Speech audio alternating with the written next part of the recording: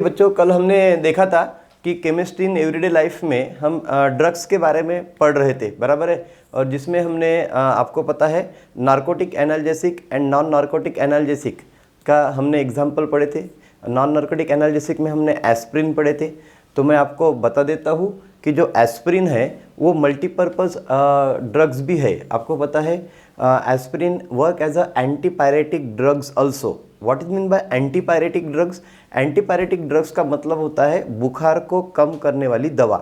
यानी हमको जो हाई फीवर वगैरह आता है उसको लोअर डाउन करने के लिए जो हम दवा खाते हैं उसको हम बोलते हैं एंटीपायरेटिक ड्रग्स। हमको बुखार आता है, क्यों आता है? क्योंकि हमारे ब्रेन में एक हाइपोथैलेमस नाम का एक छोटा सा पार्ट होता है इधर, बराबर है। उसको हम ब्रेन के निचले वाला हिस्सा बोलते हैं। तो हाइपोथैलेमस हमारे बॉडी का थर्मो रेगुलेटर होता है, यानी हमारे बॉडी का टेम्परेचर वो कंट्रोल करता है, ठीक है। तो जिससे मान लीजिए अगर उसके फंक्शन में थोड़ा भी बिगाड़ आ गया, तो हमको बुखार आता है, ठीक है। या आपको पता है बुखार दो तरीके से आता है। एक तो बहुत ज़्यादा गर्माहट होती है, पसीना छूटते हैं, या फिर बहुत ज़्यादा ठंड लगती है, बराबर है। तो थर्मोसेटिंग, जैसे आपके फ़ैन का जो रेगुलेटर होता है जो फ़ैन की स्पीड को कम या ज़्यादा कर सकता है, वैसे ही हमारे बॉडी का टेम्परेचर कम या ज़्यादा करने का काम कौन करता है? हमारा शॉर्ट ब्रेन, मीन्स उसको हम क्या बोलेंगे? हाइपोथैलेमस।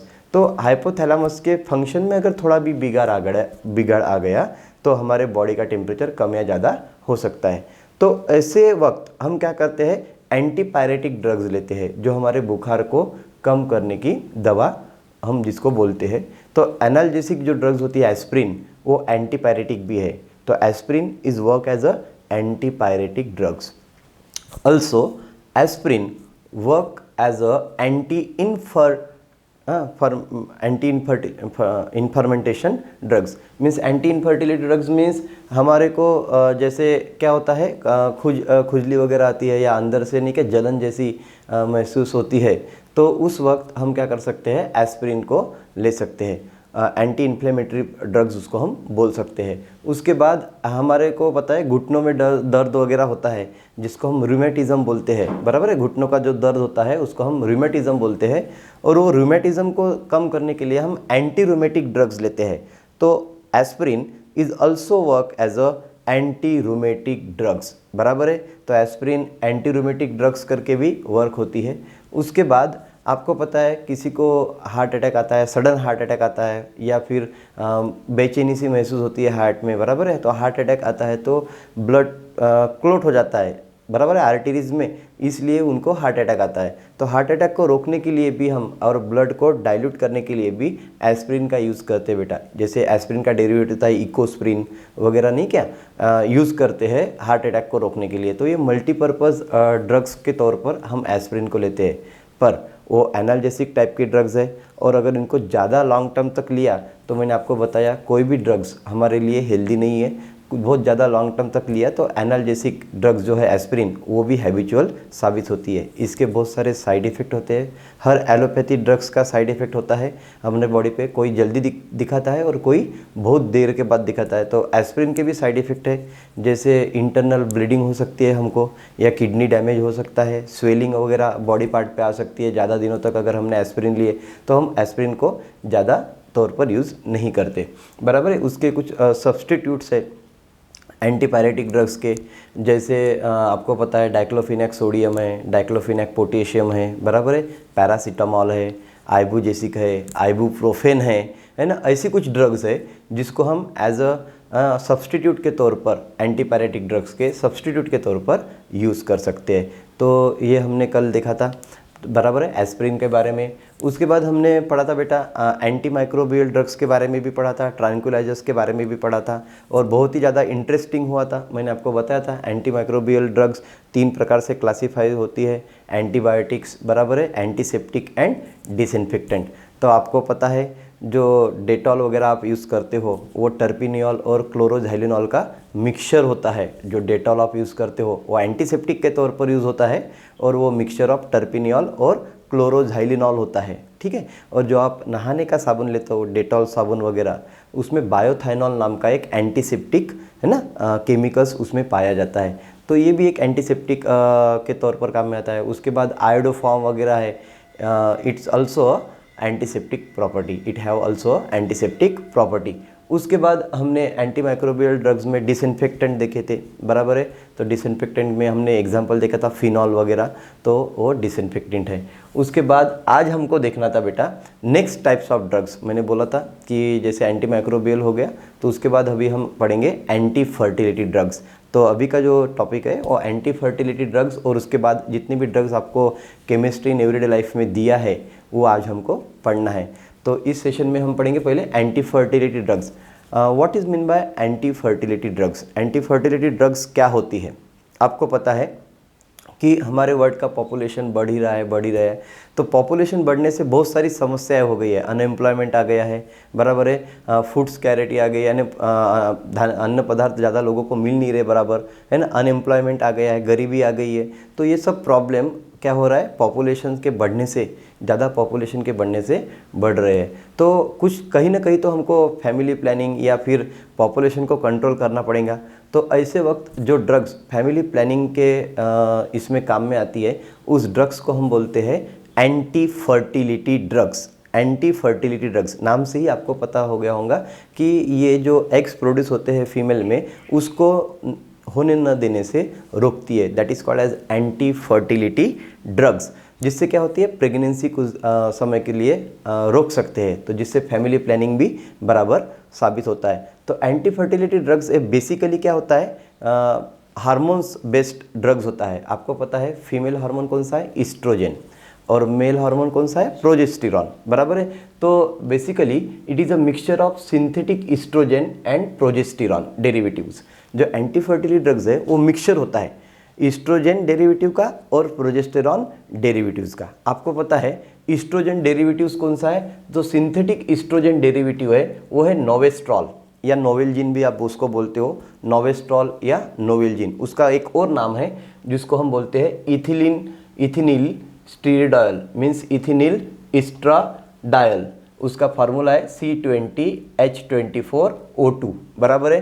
तो एक सिंथेटिक एस्ट्रोजन डेरिवेटिव है जिसको हम नोवेस्ट्रॉल बोलते हैं, नोवेस्ट्रॉल है नोवेल्जिन जो भी है, और उसको हम इथिनिल एस्ट्राडायल भी बोलते हैं, जिसका मॉलिक्यूलर फार्मूला C20H24O2 है। ये सिंथेटिक एस्ट्रोजन डेरिवेटिव है। और दूसरा है सिंथेटिक प्रोजेस्टेरॉन डेरिवेटिव, जिसको हम नॉरइथिंड्रोन बोलते हैं, नॉरइथिंड्रोन, जिसका फार्मूला है C20H26। इसमें देखो H में हाइड्रोजन में 2 इसका डिफरेंस है, बराबर। इसमें 24 है, इसमें 26 है, बाकी फार्मूला सेम है O2। तो ये नॉरइथिंड्रोन है। तो ये प्रोजेस्टेरॉन डेरिवेटिव है। तो जो आपके एंटी इनफर्टिलिटी ड्रग्स होते हैं वो मिक्सचर ऑफ क्या होता है, प्रोजेस्टेरॉन डेरिवेटिव और ईस्ट्रोजन डेरिवेटिव, इन दोनों का मिक्सचर होता है। तो वो क्या करते हैं, प्रेगनेंसी को रोकने के काम में लाया जाता है। तो जिससे क्या होती है, फैमिली प्लानिंग आप बराबर कर सकते हो। तो that is called as anti fertility drugs, बराबर है। तो एंटी फर्टिलिटी ड्रग्स का यूज़ यही है फैमिली प्लानिंग के लिए और पॉपुलेशन को कंट्रोल करने के लिए, ठीक है। अब इसको अगर लॉन्ग टर्म तक दिया जाए किसी भी वुमेंस को वगैरह, तो इनफर्टिलिटी भी बढ़ सकती है, बराबर है। इसलिए इसका ज़्यादा सेवन करना भी हानिकारक होता है। उसके बाद है एंटासिड्स। आपको पता है बेटा, जब कभी हम ज़्यादा खा लेते हैं या बहुत तली हुई चीज़ें खा लेते हैं तो हमारे को एसिडिटी वगैरह हो जाती है। What is mean by acidity? Acidity is nothing but the hyper secretion of acid in our stomach, बराबर है। हमारे स्टमक में क्या होता है, जब एसिड ज़्यादा सीक्रेट होने लगते हैं, हाइड्रोक्लोरिक एसिड या पेप्सिन ज़्यादा सीक्रेट होने लगता है, तो हमको हाइपर एसिडिटी हो जाती है या एसिडिटी हो जाती है। तो ऐसे वक्त एसिडिटी को कम करने के लिए हमको कुछ न कुछ तो भी मेडिसिन तो लेना पड़ेगा, बराबर है। तो हम जिस मेडिसिन को हम एसिडिटी को कम करने के लेते हैं, उस मेडिसिन को हम बोलते हैं एंटासिड्स। क्या बोलते हैं? एंटासिड्स। आपको पता है बहुत फैमिलियर एग्जांपल है जेलुसिन, बराबर है। जेलुसिन आप लेते हो या डाइजिन लेते हो या इनो लेते हो, बहुत ही कॉमन एग्जांपल है इनो। ये सब क्या है बेटा? Antacids. Antacid is generally a base, बराबर है। एंटासिड बेसिक नेचर के होते हैं, बेस होते हैं। तो वो एसिड को क्या कर देंगे, हमारे स्टमक में न्यूट्रलाइज कर देंगे। तो स्टमक में जो रिएक्शन होंगी वो न्यूट्रलाइजेशन रिएक्शन हो जाएंगी। Acid combines with base form salt and water, तो वहाँ पे रिएक्शन होंगी। तो जनरली जो एंटासिड्स होते हैं वो बेसिक मीडियम में होते हैं, और वो sodium bicarbonate and metal hydroxides of magnesium and aluminium होते हैं। सोडियम बाइकार्बोनेट आपको पता है, सोडियम बाइकार्बोनेट जो आपको खाने का सोडा बोलते हैं, बराबर है, NaHCO3। तो उसमें आप मैग्नीशियम या एल्युमिनियम के ये लेते हो क्या, हाइड्रोक्साइड, मेटल हाइड्रोक्साइड, तो आपको क्या मिलता है, एंटासिड मिलता है। तो ये जनरली हमारे जो पेट में एसिडिटी होती है ना, उसको कम करने के लिए काम में लाया जाता है। तो that is called as antacids. उसके बाद नेक्स्ट टाइप है एंटीहिस्टामाइन। पर आपको पता है बहुत सारे जनों को ये भी समस्या होती है कि उनको डेली एसिडिटी होती है। अब ये जो एंटासिड्स है ये परमानेंट इलाज नहीं है, बराबर है। एंटासिड में क्या होता है, हमारे को कुछ देर तक आराम होता है, उसके बाद फिर से वही सिम्टम्स बार बार दिखाई देते हैं। तो ये सिम्टम्स को किल करने वाली दवा नहीं है, बराबर है। सिम्टम्स बाद में फिर से दिखाई देते हैं, कुछ दिनों के बाद फिर से एसिडिटी हो जाती है। तो एक परमानेंट एसिडिटी का इलाज हमको चाहिए रहता है, नहीं कुछ तो 2-3 महीने के लिए तो भी रिलीफ चाहिए रहता है एसिडिटी के लिए। तो उस वक्त हम एंटासिड न लेते हुए एंटीहिस्टामाइन देते हैं। क्या देते हैं, एंटीहिस्टामिन, बराबर है। तो एंटीहिस्टामिन का जो काम होता है वो जो हाइपर एसिडिटी है, बराबर है, उसको कम करने के लिए होता है। तो एंटीहिस्टामिन में जो एक सब्सटेंस होता है, आपको पता है एंटीहिस्टामिन यानी हिस्टामाइन के अगेंस्ट में काम करने वाली दवा, हिस्टामिन के अगेंस्ट में काम करने वाली दवा। आपको पता है कि जो हिस्टामिन होता है वो हमारे स्टमक में जो रिसेप्टर्स होते हैं, जो स्टमक वॉल है उसमें जो रिसेप्टर होते हैं उसके साथ जुड़ के क्या करता है, पेप्सिन और हाइड्रोक्लोरिक का सिक्रेशन बढ़ा देता है, जिससे हमको हाइपर एसिडिटी होना चालू होता है। अगर हमको कम करना है तो क्या करना पड़ेगा, हिस्टामाइन को रिसेप्टर से बाइंड होने से रोकना पड़ेगा। तो ऐसे हमको कैसे कर सकते हैं हम, एंटीहिस्टामिन नाम की ड्रग्स लेके। तो जो एंटीहिस्टामिन है वो रिसेप्टर से हिस्टामिन को जुड़ने नहीं देती, यानी वो कॉम्पीट करती है हिस्टामिन से। कौन, एंटीहिस्टामिन, रिसेप्टर से जुड़ने में। तो वो कंपटीशन में क्या होता है, एंटीहिस्टामिन जो मेडिसिन है वो रिसेप्टर से हिस्टामिन को बाइंड होने से रोकती है, जिससे हाइपर सिक्रेशन ऑफ एसिड रुक जाता है और एसिडिटी कंट्रोल हो जाती है। तो that is called as antihistamine drugs. अब उसके जो एग्जाम्पल है आपको मैं बता दूं, रेंटिडिन, ये बहुत ही कॉमन एग्जाम्पल है, जिनको हम रेंटेक भी बोलते हैं। रेंटेक मेडिसिन आप लेते हो, रेंटेक है रेंटिडिन, है ना, या झिंकेट उसको बोलते हैं, झिंटेक, बराबर है। तो रेंटिडिन इज नथिंग बट झिंटेक, बराबर है। ये एक एग्जाम्पल है जो एंटीहिस्टामाइन का बहुत ही ज़्यादा फेमस एग्जाम्पल है। दूसरा एग्जाम्पल आप सिमिटिडिन दे सकते हो, सिमिटिडिन। सिमिटिडिन को हम टेगामेट भी बोलते हैं। क्या बोलते हैं, टेगामेट। ये सब कंपोजिशन में लिखा रहता है टेगामेट। या फिर टर्फेनाइडिन, टर्फेनाइडिन है, सेल्डन जिसको हम बोलते हैं, टर्फेनाइडिन, सेल्डन, ये भी हमारा क्या है, एंटीहिस्टामिन है। उसके बाद ब्रोमोफिनेरामाइन, ब्रोमोफिनेरामाइन जो है वो मेडिसिन भी हमारी एंटीहिस्टामाइन है, जिसको हम डिमिटैप बोलते हैं। मैंने इन सभी के दो नाम लिखा के दिए हैं, आप देख रहे हो, और ये सब पेपर में पूछे हुए हैं, MHT CET या नीट बेस्ड पूछे हुए। जैसे ही अभी ये चैप्टर खत्म हो जाएगा मैं आपको क्वेश्चन आंसरिंग भी कैसे करते हैं इसके ऊपर, अभी तक नीट में किस तरह से क्वेश्चन पूछे वो सब बताने वाला हूँ और उसके आंसर भी बताने वाला हूँ। उसके बाद जो एंटीहिस्टामिन है ना बेटा, उसको पोटेंट वैसोडायलेटर बोलते हैं। एंटीहिस्टामिन ड्रग्स को हम पोटेंट वैसोडायलेटर बोलते हैं। पोटेंट वैसोडायलेटर का मतलब क्या होता है, आपको पता है, जो एंटीहिस्टामिन ड्रग्स होती है वो जो हमारे स्टमक वॉल को, जो स्मूथ मसल होती है उसको रिलैक्स कर देती है, कॉन्ट्रैक्ट कर देती है, और जो ब्लड वेसल्स है ना उसको रिलैक्स कर देती है, जिससे क्या हो जाता है, जो एक्सक्रीशन ज़्यादा होने वाला है एसिड का या पेप्सिन का, वो रुक जाता है और रिसेप्टर हिस्टामिन से न जुड़ते हुए एंटीहिस्टामिन ड्रग से जुड़ जाता है। तो इस तरीके से हम उसको एंटीहिस्टामिन को पोटेंट वैसोडायलेटर ड्रग्स के नाम से भी पहचानते हैं। इसके ऊपर भी क्वेश्चन आया हुआ है, इसलिए मैंने ये पार्ट को भी इसमें बराबर आपको पॉइंट आउट करके दिया हुआ है। उसके बाद है बेटा, नेक्स्ट है केमिकल इन फूड। तो सबसे पहले आपको what is mean bye food preservation technique, ये भी पढ़ना पड़ेगा। आपको पता है जब समर होता है तो आपकी मम्मी क्या करती है, जो भी ग्रेन लाती है, गेहूँ या चावल, दाल, बराबर है, तो जो भी सीरियल्स है, गेहूँ है, तो उनको धूप में सुखाने के लिए रखती है। वो ऐसा क्यों करती है, आपको पता है, जो गेहूँ रहते हैं या सीरियल्स रहते हैं उसमें मॉइस्चर होता है, बराबर है, पानी होता है। अगर उसमें मॉइस्चर का कंटेंट ज़्यादा रहेगा तो वो गेहूँ वगैरह ख़राब होने के, है ना, उसमें फंगस लगने के चांसेस ज़्यादा होते हैं, क्योंकि उसमें माइक्रो ऑर्गेनिज्म की ग्रोथ बहुत ज़्यादा होती है। आपको पता है जितने भी माइक्रो ऑर्गेनिज्म है, बैक्टीरिया है, वो मॉइस्चर कंडीशन में ज़्यादा जल्दी पनपते हैं। तो वो मॉइस्चर को निकालने के लिए आपकी मम्मी क्या करती है, वो सीरियल को या उस गेहूँ को सुखाती है, ड्राई करती है। तो उससे मॉइस्चर ख़त्म हो जाता है। तो मॉइस्चर कम होने से क्या हो जाता है, उसमें माइक्रो ऑर्गेनिज्म की ग्रोथ वगैरह नहीं हो सकती और वो ज़्यादा दिनों तक टिक सकते हैं, बराबर है। तो प्रिजर्वेशन ऑफ फूड का मतलब ये होता है कि किसी भी खाद्य पदार्थों को या फूड को बहुत दिनों तक सुरक्षित रखना, यानी उसकी शेल्फ लाइफ को बढ़ाना, बराबर है। उसको बहुत ही अच्छे तौर पर क्या करना, प्रिजर्व करके रखना, that is nothing but food preservation. तो फूड प्रिजर्वेशन टेक्निक दो प्रकार से यूज़ होती है, एक है फिजिकल फूड प्रिजर्वेशन और एक है केमिकल फूड प्रिजर्वेशन। तो आपकी जो मम्मी उसको धूप में सुखाती है तो वो एक फिजिकल फूड प्रिजर्वेशन टेक्निक में आता है, बराबर है, जिसमें ड्राइंग आता है, कूलिंग आता है, बराबर है, या फिर बाय रेडिएशंस के द्वारा भी आप अल्ट्रावायलेट रेडिएशंस यूज़ करके या आयनाइजेशन को यूज़ करके आप क्या करते हो, फूड में जो ग्रोथ हो रही है माइक्रो ऑर्गेनिज्म की या बैक्टीरिया की, उसको रोक देते हो। That is called as physical food preservation technique, जिसमें पाश्चराइजेशन वगैरह सब आ गया बेटा, है ना, फ्रीजिंग वगैरह, हाँ, तो ये सब फूड प्रिजर्वेशन में आ गया, food preservation physical food preservation technique में। दूसरा एक फूड प्रिजर्वेशन टेक्निक है chemical food preservation. Chemical food preservation में क्या आता है, देखिए, इसमें आप केमिकल का यूज़ करते हो फूड को प्रिजर्व करने के लिए, बराबर है। जैसे आपको पता है आपके घर में जब अचार बनता है तो आपकी मम्मी क्या करती है, अचार को प्रिजर्व करने के लिए उसमें ऑयल, बराबर है, यानी तेल डालती है, उसमें नमक डालती है, उसमें तीखा डालती है, बराबर है। तो इस तरीके से जैसे जैसे आप उसमें इंग्रेडिएंट डालते हो, ये सब केमिकल है। ऑयल वगैरह क्या है, ऑयल है, सॉल्ट है, ये सब केमिकल है। तो उनको उसमें क्यों डाला जाता है, एक तो टेस्ट के लिए, एक दूसरा फ्लेवर के लिए, बराबर है, तीसरा ऑर्डर के लिए, और चौथा है उसको प्रिजर्व करने के लिए, बराबर है।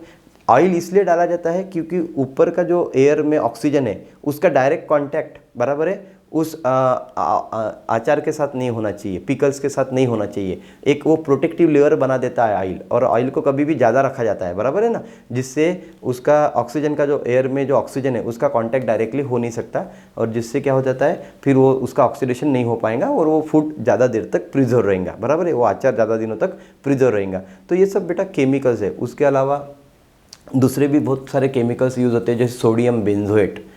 सोडियम बेंजोएट ये केमिकल है और इसका भी काम है फूड प्रिजर्वेशन करना, यानी फूड को ज़्यादा दिनों तक प्रिजर्व करना। उसके बाद दूसरा एग्जांपल है विनेगर। बेटा विनेगर को हिंदी में सिरका भी बोलते हैं, और ये जो विनेगर है ना, ये डेरिवेटिव है एसिटिक एसिड का, यानी एसिटिक एसिड का डेरिवेटिव बोलने से अच्छा है 5% of acetic acid is generally known as vinegar, बराबर। ये थोड़ा सा खट्टा होता है और इसको वाइन में भी यूज़ करते हैं, वाइन को प्रिजर्व करने के लिए। तो थोड़ा सा बियर वगैरह में नहीं क्या, जो उसको फ्रूट प्रिजर्व करना है, बियर वगैरह, वाइन वगैरह, तो उसमें विनेगर डाला जाता है, थोड़ा सा खट्टापन आता है इससे। तो वो 5% एसिटिक एसिड का सोल्यूशन होता है विनेगर। तो ये सब हमारे केमिकल फूड प्रिजर्वेटिव है। तो फूड प्रिजर्वेटिव में आपको मैंने आपको बताया दो टेक्निक आती है, फिजिकल फूड प्रिजर्वेशन और केमिकल फूड प्रिजर्वेशन।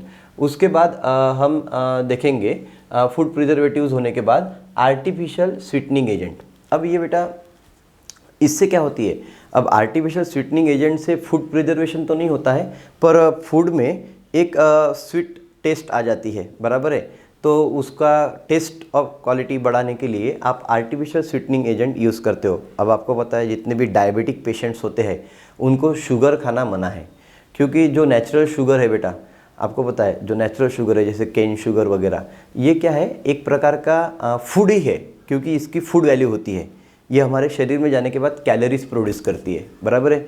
और डायबिटिक पेशेंट के लिए ज़्यादा कैलोरी का फूड खाना यानी रिस्की हो जाता है, बराबर है। तो शुगर से ज़्यादा कैलोरीज मिलती है, केन शुगर से वगैरह ज़्यादा सैलरी मिलती है, तो वो कैलोरीज नहीं बनना चाहिए ज़्यादा, और आपको टेस्ट भी स्वीट रहनी चाहिए। इसलिए केन शुगर के अलावा आप उसमें उसका कुछ अलग टेस्ट वाला यानी मीठा सब्सटेंस आप क्या करते हो, फूड में डालते हो, जो केमिकली बना हुआ होता है, जिसको हम क्या बोलते हैं, आर्टिफिशियल स्वीटनिंग एजेंट। क्या बोलते हैं, आर्टिफिशियल स्वीटनिंग एजेंट। इसकी खोज किसने की थी, एक कॉन्स्टेंटिनल फॉलबर्ग नाम के साइंटिस्ट है और एक ईरा रामसेन करके साइंटिस्ट है। इन्होंने सबसे पहला आर्टिफिशियल स्वीटनिंग एजेंट खोजा, जिसका नाम था सैकरिन। क्या नाम था, सैकरिन। तो जो सैकरिन है बेटा, उसका मॉलिक्यूलर फार्मूला है C7H5SNO3, बराबर है, that is called as saccharin. ये जो सैकरिन होता है ना, ये 550 गुना ज़्यादा मीठा होता है केन शुगर से, यानी आप जो घर में शक्कर खाते हो उससे 550 गुना ज़्यादा मीठा अगर कोई रहता है तो वो क्या है, सैक्रिन। और ये आर्टिफिशियल स्वीटनिंग एजेंट है। इसका फूड वैल्यू 0 होता है, यानी इससे कोई खाने से कैलोरीज नहीं बढ़ती है, बट फूड में एक मिठास आ जाती है जो शक्कर जैसी मिठास को प्रोड्यूस करती है, बराबर है। तो that is called as artificial sweetening agent. The best example is saccharin.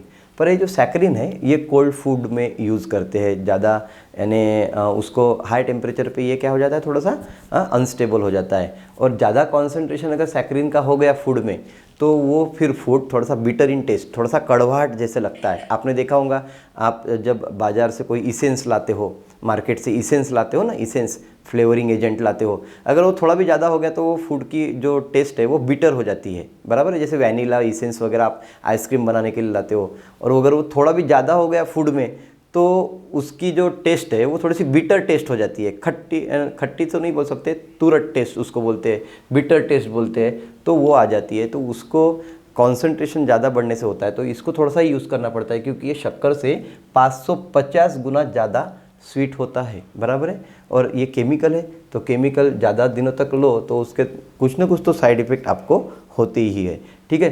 तो उसके बाद दूसरा आर्टिफिशियल स्वीटनिंग एजेंट है हमारा अस्पार्टेम। बेटा इसके ऊपर नीट में 2017 में क्वेश्चन भी पूछा था अस्पार्टेम में। तो ये अस्पार्टेम क्या है, आर्टिफिशियल स्वीटनिंग एजेंट है, और इसका जो फार्मूला है C14H18N2O5, ये मॉलिक्यूलर फार्मूला है अस्पार्टेम का, ठीक है। और ये 100 गुना ज़्यादा मीठा होता है शुगर से, 100 गुना ज़्यादा मीठा होता है। देखिए इसका मिठास तो कम है, पर इसको हम क्या कर सकते हैं, कोल्ड फूड में, ज़्यादातर कोल्ड फूड्स में जैसे आइसक्रीम वगैरह में आप अस्पार्टेम को यूज़ कर सकते हो। तो ये सिर्फ कोल्ड फूड्स के लिए बना हुआ है, ठीक है। तो कोल्ड कंडीशन में आप अस्पार्टेम यूज़ करते हो आर्टिफिशियल स्वीटनिंग एजेंट के तौर पर। उसके बाद है सुक्रूलोज।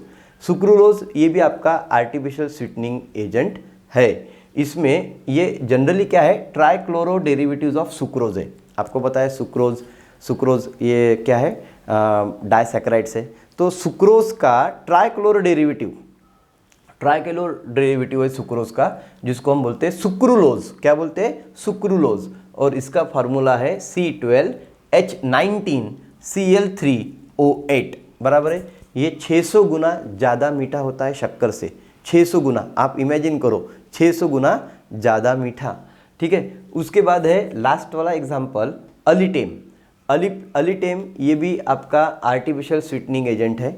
और अलीटेम की खासियत ये है कि इसका मॉलिक्यूलर फार्मूला C14H25N3, देखिए N3O4S, ठीक है। ये मॉलिक्यूलर फार्मूला है, और इसकी सबसे बड़ी खासियत ये है कि ये हायर टेम्परेचर पे भी क्या है, अनस्टेबल नहीं होता है, यानी हायर टेम्परेचर पे ये स्टेबल रहता है। तो इसको हॉट फूड में भी यूज़ कर सकते हो अलीटेम को। और ये सबसे ज़्यादा मीठा होता है, 2000 गुना ज़्यादा मीठा होता है कॉमन शुगर से। जो आप शुगर खाते हो ना, उससे 2000 गुना ज़्यादा मीठा होता है।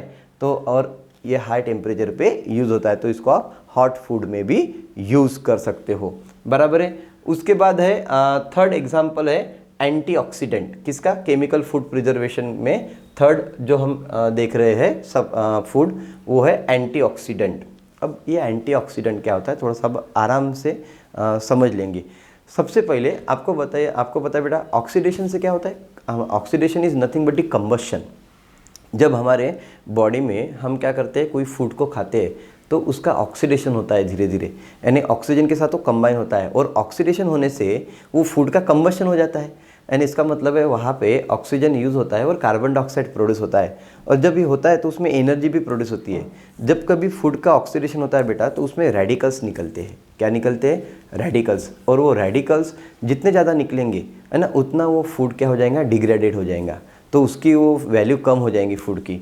तो देखिए मैं आपको बता रहा था एंटीऑक्सीडेंट का काम क्या होता है, सबसे पहले देख लेंगे। तो जो भी हमारे बॉडी में या फूड में जो भी फ्री रेडिकल जनरेट होंगे because of the oxidation of that oil and fats और फूड, तो जो भी रेडिकल्स निकलेंगे, उस रेडिकल्स को रोकने के लिए हमको क्या करना पड़ेगा, एंटीऑक्सीडेंट नाम का, है ना, मेडिसिन लेना पड़ेगा, या फिर वो फूड सब्सटेंस यूज़ करना पड़ेगा जो रेडिकल को रोक सकता है।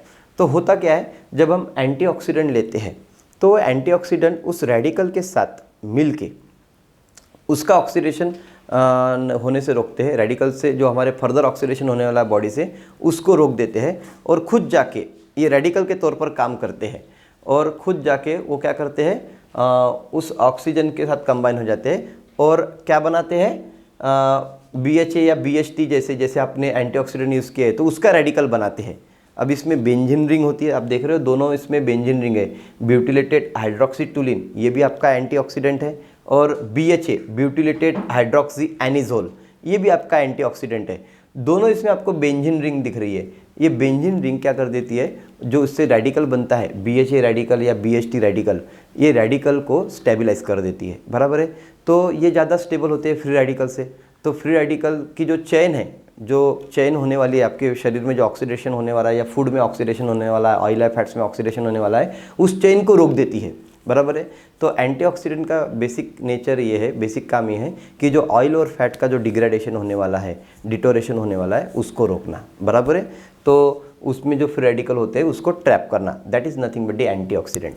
आपको पता है, आप घर में डेली एंटीऑक्सीडेंट का यूज़ करते हो पर आपको पता नहीं है। आप जब काली चाय पीते हो ना, उसमें एंटीऑक्सीडेंट होता है।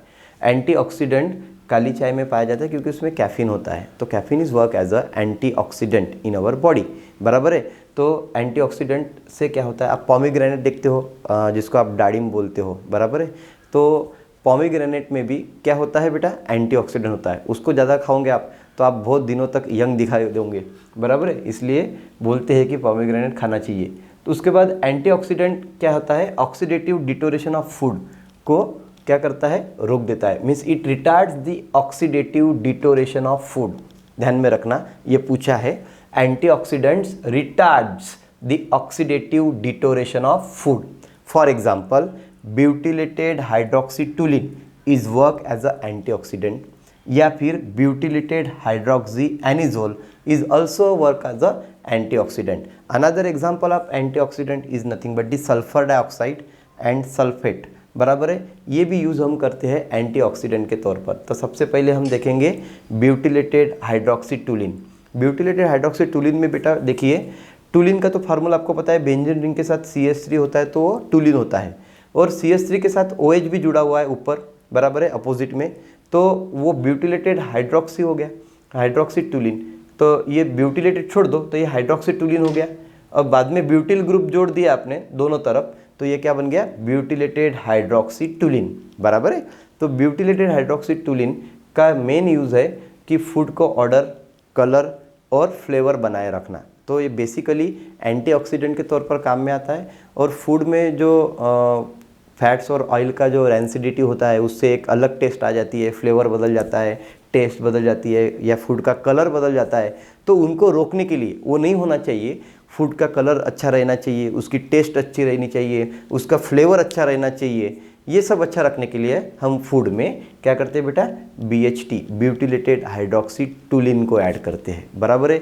उसके बाद हम देखेंगे BHA butylated hydroxy anisole, butylated hydroxy anisole देखेंगे। अब ये जो ब्यूटिलेटेड हाइड्रोक्सी एनिजोल है बेटा, इसमें आपको ध्यान में रखना है कि यहाँ पे मिथिल नहीं है, OCH3 ग्रुप है, बराबर है। मिथिल के अलावा यहाँ पे क्या है, OCH3, बराबर है। बाकी तो यहाँ पे एक ब्यूटिलेटेड ग्रुप अटैच है और एक OH है। तो ये ब्यूटिलेटेड हाइड्रोक्सी एनिजोल, बराबर है। ये कहाँ पे यूज़ होता है, डेयरी प्रोडक्ट में। जनरली डेयरी प्रोडक्ट में जैसे बटर है, बराबर है, बटर को अच्छा रखना है, वो रेंसिड नहीं होना चाहिए, तो उसमें हम BHA ऐड करते हैं। या फिर आप मार्केट से जो मटन लाते हो मीट में, बहुत दिनों तक उसको अगर से अच्छा रखना है तो उसमें भी डाला जाता है BHA। या फिर आप देखते हो बियर, वाइन वगैरह जो है, snack food, baked food, chewing gum या रबर प्रोडक्ट जो भी आप यूज़ करते हो, उसमें भी ब्यूटिलेटेड हाइड्रोक्सी एनिजोल को ऐड करते हैं, ठीक है। तो इस तरीके से बेसिकली हम एंटीऑक्सीडेंट में BHT और BHA को ज़्यादा इंपॉर्टेंस देते हैं। पर sulphur dioxide is also used as a antioxidant, बराबर है। वाइन जब बनती है ना तो उसमें सल्फर डाइऑक्साइड गैस को पास कर देते हैं। या फ्रूट जूस जो बनते हैं, जो आप फ्रूटी वगैरह पीते हो, फ्रूट जूस पीते हो, तो वो फ्रूट जूस में भी क्या होता है, सल्फर डाइऑक्साइड को ऐड करते हैं। या जो आप मार्केट से अचार वगैरह लाते हो, पिकल्स वगैरह, उसमें भी सल्फर डाइऑक्साइड, सल्फेट है ना, के सॉल्ट रहते हैं। तो इस तरीके से बेटा यहाँ पे एक पार्ट आपका जो है एंटी फर्टिलिटी ड्रग्स बराबर है, या उसके बाद केमिकल फूड प्रिजर्वेशन, और उसके बाद एंटीऑक्सीडेंट, ये हमने क्लोज कर दिया। तो हम अभी तक जो भी पार्ट पढ़े हैं उसके ऊपर नीट में या एमएसटी सीईटी में कौन से क्वेश्चंस आए हैं, एक बार उसको भी देखेंगे, सॉल्व करने का प्रयास करेंगे, उसको डिस्कस करेंगे और क्वेश्चन आंसर देने का प्रयास करेंगे। ठीक है, तो अभी तक हमने क्या क्या देखा उसके ऊपर क्वेश्चन देखते हैं बेटा। तो देखिए, सबसे पहला क्वेश्चन जो दिया है, जो 2017 में नीट में पूछा था, a mixture of chloroxylenol and terpineol act